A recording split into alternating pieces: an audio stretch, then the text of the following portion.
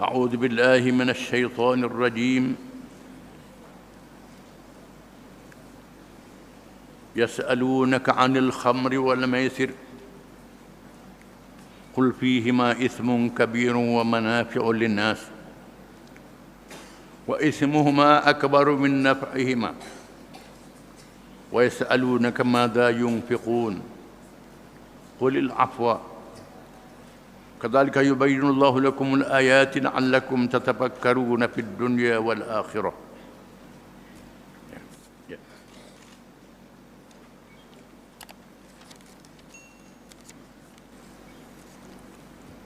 Mereka bertanya kepadamu, wahai Muhammad SAW, mengenai arak dan judi. Katakanlah pada keduanya ada dosa besar dan ada pula beberapa manfaat bagi manusia. Tetapi dosa keduanya lebih besar daripada manfaatnya. Dan mereka bertanya pula kepada wahai Muhammad, apakah yang mereka akan belanjakan? Katakanlah, dermakanlah apa-apa yang terlebih dari keperluan kamu. Demikianlah Allah menerangkan kepada kamu ayat-ayatnya, keterangan hukumnya, supaya kamu berfikir mengenai urusan-urusan dunia dan akhirat. Wallah. Ayat ini satu ayat yang sangat menarik. Oleh kerana arak dan judi ni sangat keji. Mabuk. Bila mabuk buat macam-macam. Judi merosakkan harta. Merosakkan hubungan keluarga dan rumah tangga berjudi ini. Menjejahkan kohana isteri. Sangat keji. Mereka bertanya, wahai Muhammad, berkenaan arak dan judi. Arak dan judi ni macam mana? Bila lagi nak tu ni? Memanglah mengikut hukum Islam diharamkan arak dan judi. Mereka yang minum arak dikenakan ta'zir. Dikenakan hudud sebanyak 80 sebatan. Judi dikenakan ta'zir. Judi ni kena ta'zir mengikut bijaksana pemerintah. Tapi Allah Ta'ala tak suruh Nabi terus laksanakan hukuman itu. Beritahu dulu kepada mereka, arak dan judi ini sangat keji, sangat buruk padanya. Dosa lebih besar daripada faedah. Faedah ada, tapi mudarat lebih besar. Arak ni hilang akal, hilang rusing, tapi mudarat pada jasad sangat besar.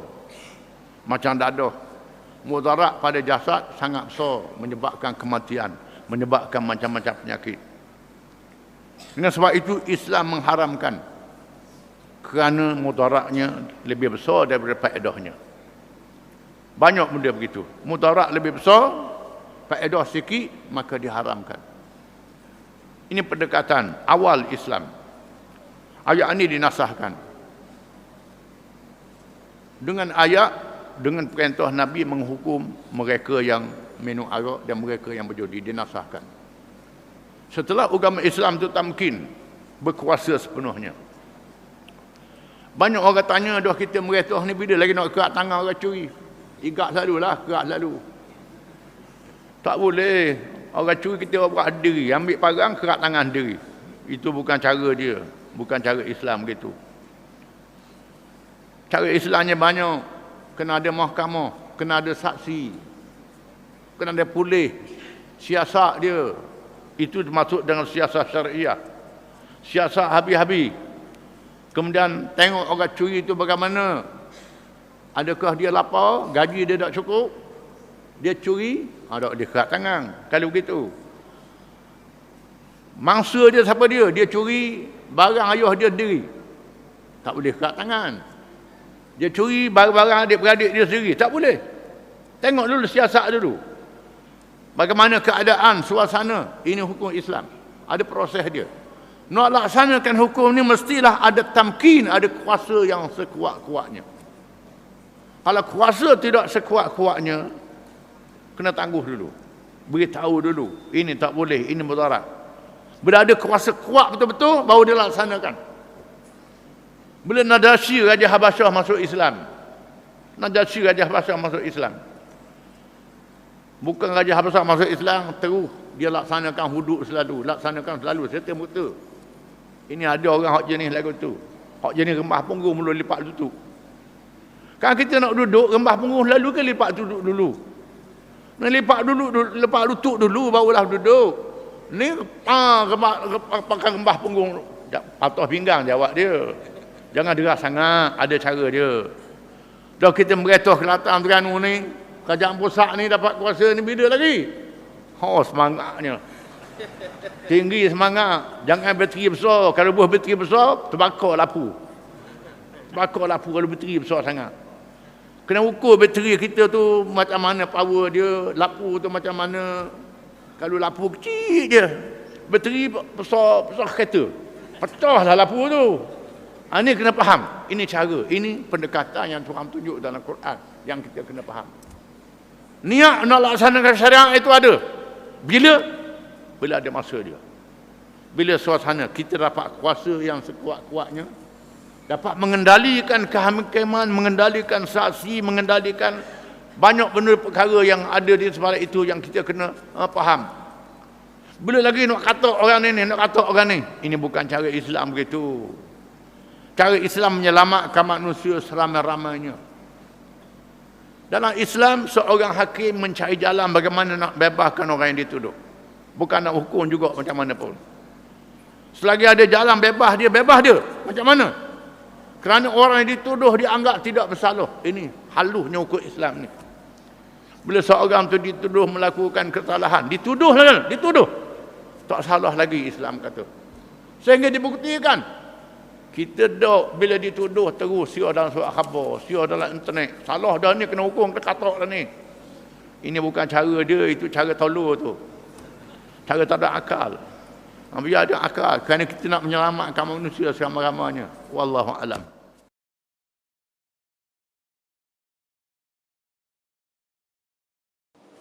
A'udzu billahi minasyaitonir rajim. يسألونك عن الخمر والميسر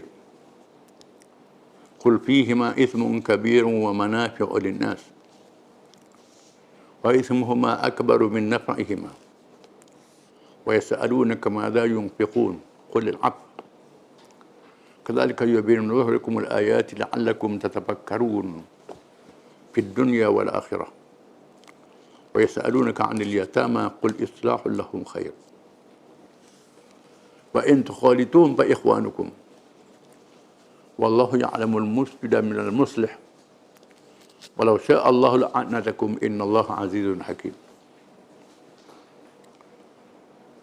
Mereka bertanya padamu wahai Muhammad SAW berkenaan arak dan judi. Katakanlah wahai Muhammad SAW, pada keduanya dosa yang besar dan manfaat-manfaat yang banyak kepada manusia. Dan dosa keduanya lebih besar daripada manfaat keduanya. Dan mereka bertanya, wahai Muhammad, apa yang patut dibelanjakan? Katakanlah yang lebih daripada keperluan yang wajib. Ataupun belanja secara sederhana, secara wasatiyah. Begitulah Allah menerangkan kepada kamu akan ayat-ayatnya supaya kamu berfikir tentang dunia dan akhirat. Dan mereka bertanya, wahai Muhammad, berkenaan anak yatim. Katakanlah berbuat baik kepada anak yatim, itulah yang terbaik pada kamu. Dan jika kamu campurkan harta kamu dan harta mereka, mereka adalah saudara-saudara kamu. Dan Allah mengetahui orang yang berniat jahat dengan orang yang buat baik. Dan Allah tidak menghendaki untuk memayahkan kamu. Sesungguhnya Allah Maha Perkasa lagi Maha Bijaksana.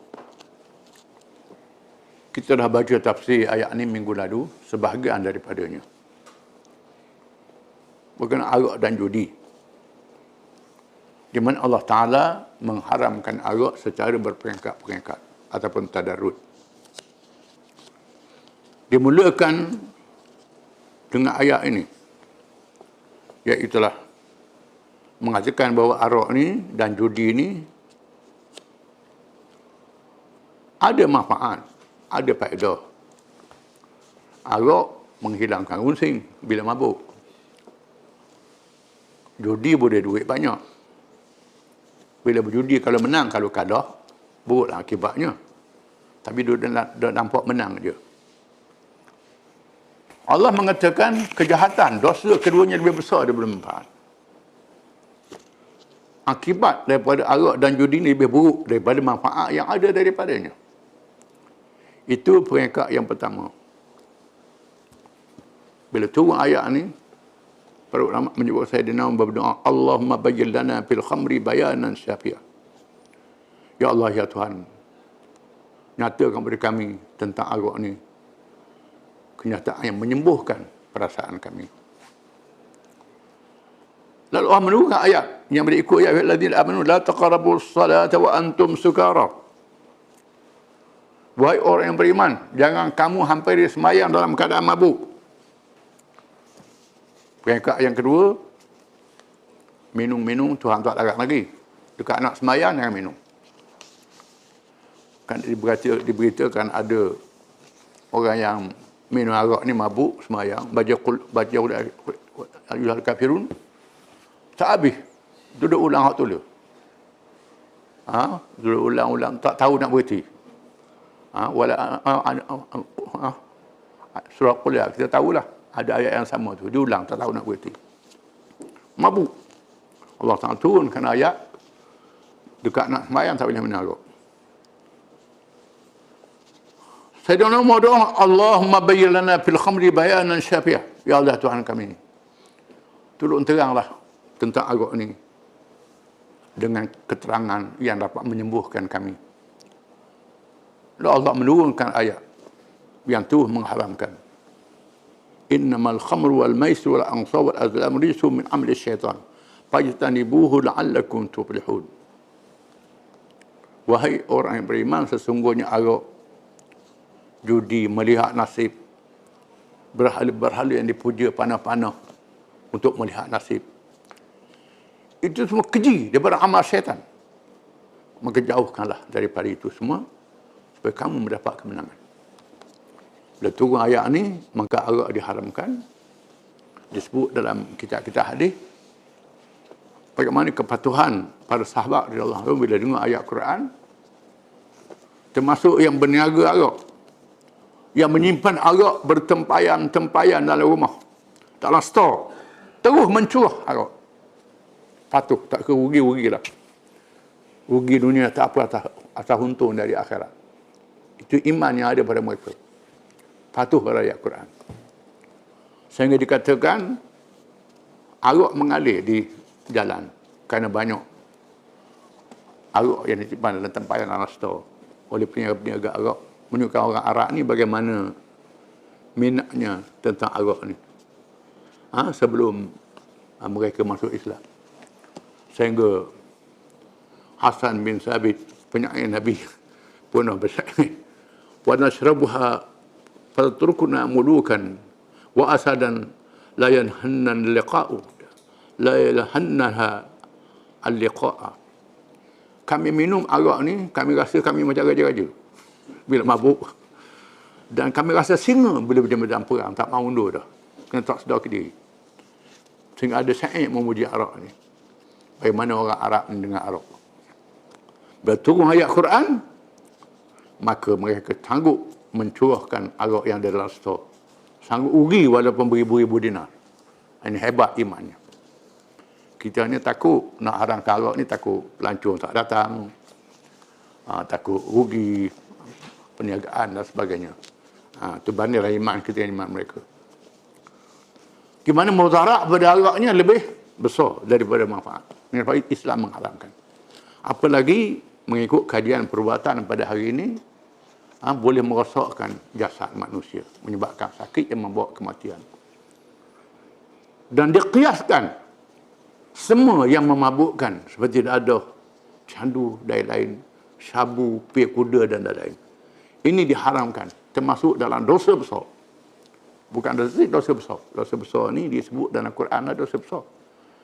Dosa yang besar dia mesti bertaubat, tinggal. Kerana dia merosakkan diri dalam dunia dan kehidupan dunia dan merosakkan di hari akhirat. Kena azab di hari akhirat. Dalam kubur kena azab tu. Dan sebab itu kita minta ampun dengan Tuhan. Wa yas'alunaka madza yunfiqun. Dan mereka bertanya kepada Muhammad bagaimana cara nak membelanjakan harta. Terdapat mereka yang ada duit lebih, yang ada harta banyak. Bagaimana nak membelanjakan harta? Islam ajar macam mana? Qulil afwa. Jawab wahai Muhammad, katakan kepada mereka, al-afwa. Al-afwa ni asal makna dia memaafkan, keampunan, kebaikan. Ditafsirkan dengan hadis Nabi SAW, iaitulah yang lebih dari belanja yang wajib. Lebih daripada kita beri nafkah pada anak isteri kita, beri nafkah kepada kaum keluarga kita yang wajib kita belanjakan dia kalau dia susah, ibu bapa kita, yang perlu kita tolong adik-beradik yang dekat, kaum keluarga, silaturahim, kemudian barulah beri pada orang lain. Kerana dalam Islam ni, membelanjakan yang wajib lebih afdal daripada yang sunat. Pahala dia. Jangan kita ingat, bila kita sedekah banyak, lupa anak bini itu, boleh pahala besar, boleh bala besar. Kan tak tunaikan yang wajib. Tunaikan yang wajib dulu. Anak isteri dulu. Kaum keluarga kita dulu. Kalau kita tunai pada kaum keluarga kita yang susah, boleh 2 pahala. Pahala sedekah, pahala silaturahim. 2 kelebihan. Lepas tu barulah dengan orang lain. Itu cara yang terbaik. Al-af maknanya dengan cara yang baik. Ulama juga menafsirkan, iaitu Al-Mawardi dan An-Nukat wal Uyun. Tafsir dia, al-af dengan makna al-wasatiyah. Berbelanja dengan sederhana. Jangan boroh dan jangan bakhil. Jangan bakhil kedekut dan jangan boroh sangat. Tak tahu kala belanja harta sudah habis. Banyak yang sia-sia. Belanja dengan cara yang sederhana, mendapat pahala. Bahkan di sana ada hadis yang menunjukkan kita kena sederhana dalam hidup, kena bertimbang rasa antara satu sama lain. Bukan saja dalam kita belanja, termasuk dalam berniaga. Nabi bersabda, rahimallahu rajulan samhan idza ba'a wa idza ishtara wa idza iqtada. Allah Taala beri rahmat kepada hamba yang bertimbang rasa, yang belas bila dia menjual, bila dia membeli, bila dia mengendalikan urusan dengan orang. Mengendalikan urusan dengan baik, dengan bertimbang rasa. Dia jual barang dia, bukan nak cari untung dengan cara haloba, menyusahkan orang. Untung banyak sangat, berlipat kali ganda pada modal, nak untung cepat. Terutamanya masa susah-susah ni. Bila masa susah, masa sempit, ini peluang. Jual barang mahal-mahal, nak untung banyak. Ini jahat. Dilarang oleh agama, tidak boleh. Masa orang susah. Masa orang susah, kita nak ambil peluang cari keuntungan. Apalagi dalam keperluan kehidupan yang darurat. Ini tidak boleh. Bahkan mengikut hukum Islam, kerajaan boleh bertindak terhadap orang yang rakus. Kerana nak jaga masyarakat. Ini kita kena sedar. Jangan ambil peluang masa orang tak boleh kerja ni, kita jual mahal-mahal. Simpang pula. Sorok barang sembunyi. Nak tunggu masa lebih mahal lagi. Orang terdesak. Ini tidak boleh. Ini semua salah.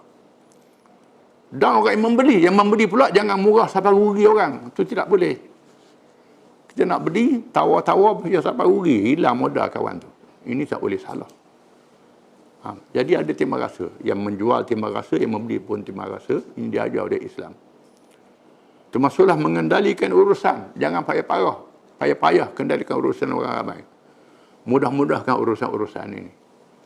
Jangan payah-payahkan urusan orang. Tidak boleh. Bila mari pejabat, suruh mari esok. Mari pula, suruh mari esok pula. Padahal boleh selesai hari ini. Ini semua kerja mengarut. Selesaikan berapa cepat urusan orang ramai. Dapat rahmat daripada Allah Ta'ala. Ini birokrasi. Birokrasi dalam pentadbiran. Kalau buat masalah, tidak boleh. Al-afwa dalam berbelanja. Mesti bertimbang rasa dalam membelanjakan harta. Begitulah yubayyinullahu lakumul ayat la'allakum tatafakkaruna fid dunya wal akhirah. Allah Taala menerang dengan kamu akan ayat-ayatnya supaya kamu berfikir tentang dunia dan akhirat. Jangan fikir dunia saja.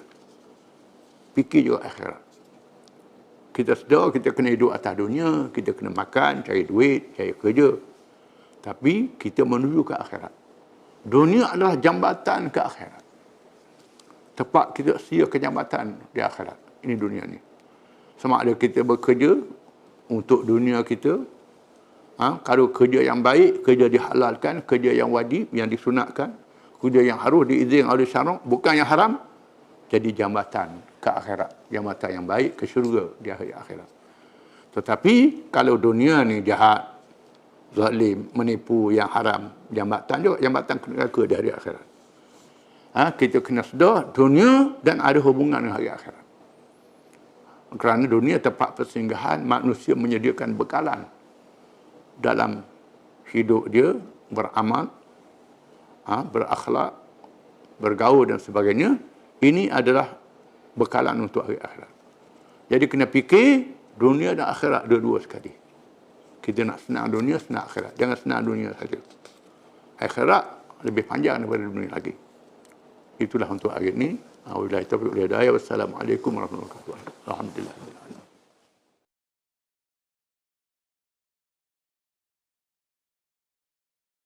A'udzu billahi minasy syaithanir rajim.